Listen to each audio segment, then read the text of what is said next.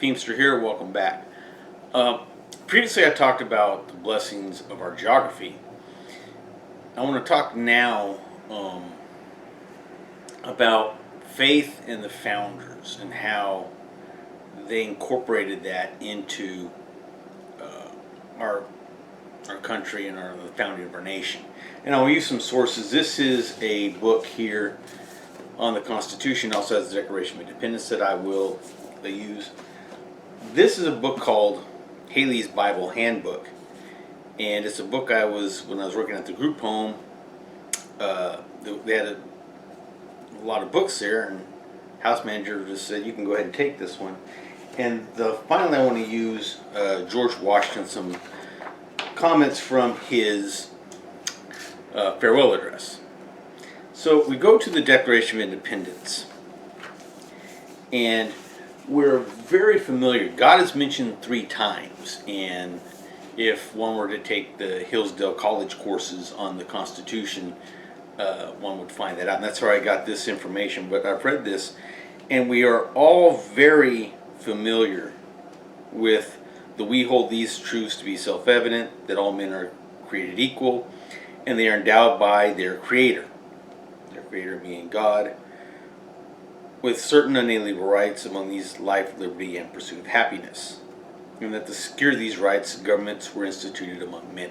And that's the purpose of our government, was to protect our rights. Later, as it goes from the preamble, it will go through a series of grievances with the king. And the king did this or he didn't do that. It ends then, and finally says, "We therefore, the representatives of the United States of America in General Congress, assembled, appealing to the Supreme Judge of the world for the rectitude of our intentions." The Supreme Judge of the world is another reference to God as a creator and the Supreme Judge.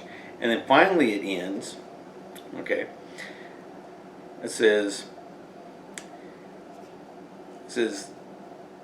"The independent states may of right do, and for the support of this declaration, with the firm reliance on the protection of divine providence." That's another mention of God, protection of divine providence. "We mutually pledge to each our lives, our fortunes, and our sacred honor." And what's interesting, as the course in Hillsdale points out, is the ways God's mentioned in the different ways: the Creator, the Supreme Judge, and divine providence. If we look at the Creator, and we can probably put that in similar to the legislative branch. The legislative branch creates the laws. And so God, the Creator, and the legislative branch do the creations. God, as Supreme Judge, follows the Supreme Court, or the judicial branch. And so it is a separate entity, or the branch of government. And then the calling on divine providence to work with the revolution in their quest. That is similar to the executive branch. So God encompasses all 3 of the branches of government, where we as men do not trust us, and so we have that in the separation of powers. So it's an interesting fact about how God was in our founding document, the Declaration of Independence.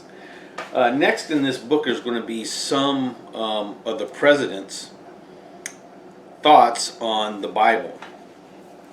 And these are, it says notable sayings about the Bible, but I'm going to go through the presidents. First is George Washington, who said, "It is impossible to rightly govern the world without God and the Bible." Next, we're going to look at John Quincy Adams, who was our 6th president. Really not a founder, but he was John Adams' son, and he was our 6th president. And he said, "So great is my veneration for the Bible, that the earlier my children begin to read it, the more confident will be my hope that they will prove useful citizens of their country and respectable members of